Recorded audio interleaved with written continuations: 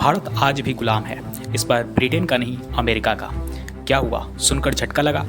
यह कोई मजाक नहीं, एक ऐसा कड़वा सच है जिसे हम मानने के लिए तैयार नहीं।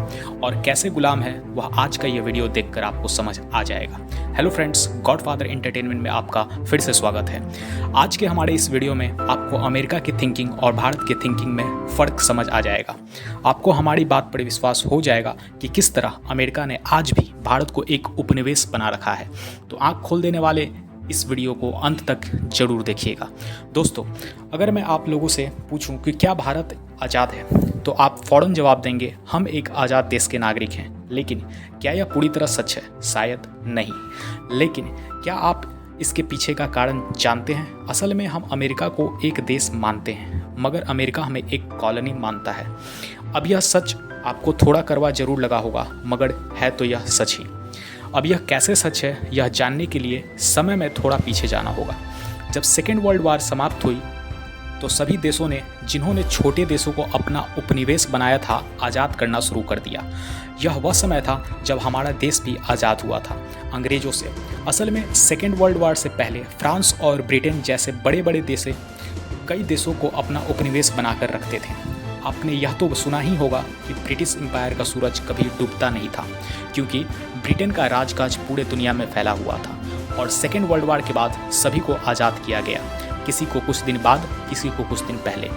लेकिन अब जो देश कभी पूरी दुनिया को अपना गुलाम बनाकर रखते थे, वह बेचैन हो चुके थे, क्योंकि उनको आदत बन गई थी दूसरे देशों को अपना शासन चलाने के लिए। एक नए तरह के उपनिवेशवाद का जन्म दिया गया, जिसे नियो कॉलोनियलिज्म कहा गया, जिसकी परिभाषा कुछ इस तरीके से दी जा सकती है: विकसित देशों द्वारा विकासशील मामलों में प्रत्यक्ष या अप्रत्यक्ष रूप से किए जाने वाले इंटरफेयर को नियो कॉलोनियलिज्म।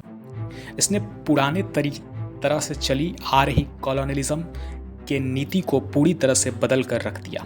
जब अंग्रेजों ने भारत को गुलाम बनाया तो वह अपनी सेना यहाँ से लेकर आए। उन्होंने अपना वाइसरॉय और जनरल अपॉइंट किया, लेकिन अब यह नीति बदल गई। अब वह अपने देशों में रहकर ही हमारे देशों के फैसलों में इंटरफेयर करने लगे हैं। आज हमारे देश की इकोनॉमी काफ़ी हदों तक इन देशों पर डिपेंड है। नियो कॉलोनियलिज्म को समझने के लिए हमें अच्छी तरह से उपनिवेशवाद और नव उपनिवेशवाद के बीच अंतर को समझना होगा। जब ब्रिटिशर हमारे यहाँ आए तो उन्होंने भारत को अपना कॉलोनी बनाया।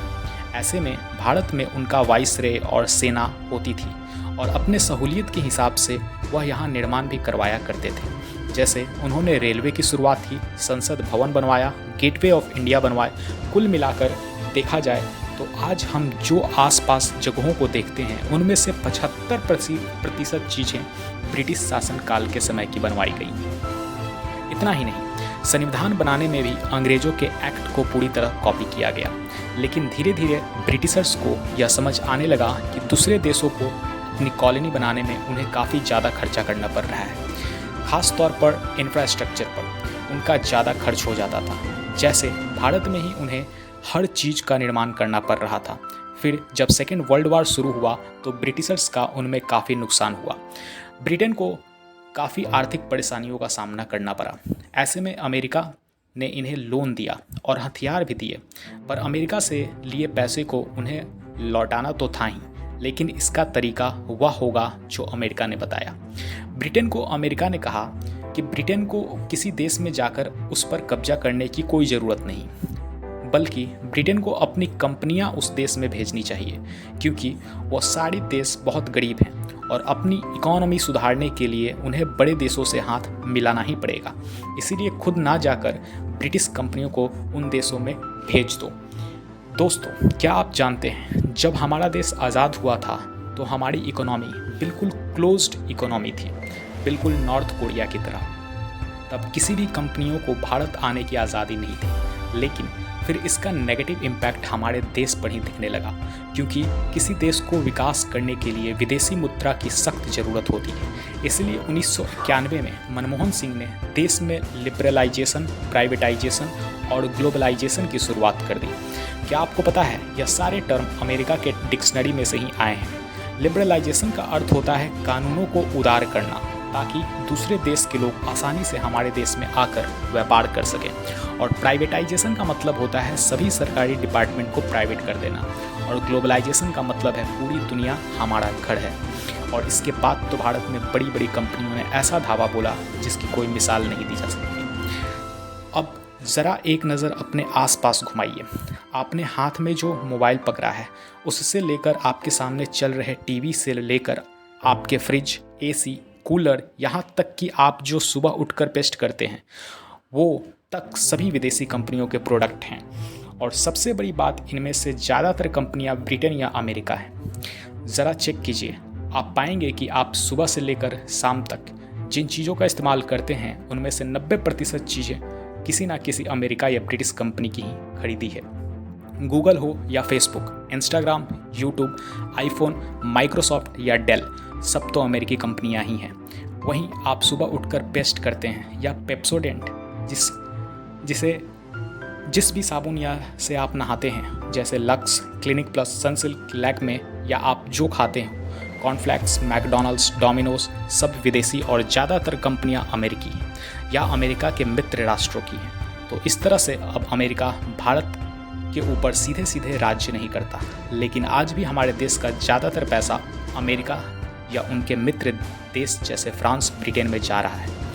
तो इस तरह से इन्होंने भारत को एक नई कॉलोनी बना लिया है जिसे नियो कॉलोनाइजेशन कहते हैं। और इस तरह से भारत का सारा पैसा अमेरिका के पास जा रहा है और हमें लग रहा है कि हम बहुत तरक्की कर रहे हैं। अगर हम भारत के बिजनेसमैन की बात करें तो टाटा, बिरला, अंबानी, महिंद्रा, 4-5 नाम ही याद आएंगे। सच तो यह है कि आज भारत में काम कर रही ज़्यादातर कंपनियां विदेशी हैं और हम आज भी उनके लिए लेबर से ज़्यादा कुछ भी नहीं। फिर वह चाहे सुंदर पिचाई हो या सत्य नडेला, ये सब भी अमेरिकन कंपनियों के लेबर मात्र ही हैं। यह लेबर बनाने की स्ट्रैटेजी ब्रिटिश एम्पायर के समय से ही चली आ रही है। उन्होंने भारतीयों के अंदर यह धारणा का बीज बो दिया है कि वह बस एक लेबर है या एम्प्लॉय हैं, और आज भी हम इसी मानसिकता में जी रहे हैं। आज भी हर युवा केवल इसलिए पढ़ाई करता है कि उसे किसी विदेशी कंपनी में जॉब मिल जाए। तो इस तरह से हम आज भी अमेरिका के गुलाम बने हुए हैं। अगर हमें यह गुलामी खत्म करना है तो स्वदेशी प्रोडक्ट और नए स्टार्टअप्स को हद से ज़्यादा प्रमोट करना चाहिए। ये एम्प्लॉय वाले माइंडसेट को ख़त्म करें। दुनिया में नौकरी से बढ़कर भी बहुत बड़ी बड़ी चीज़ें हैं। तो आज के लिए बस इतना ही, मिलते हैं अगली वीडियो में। Thank you.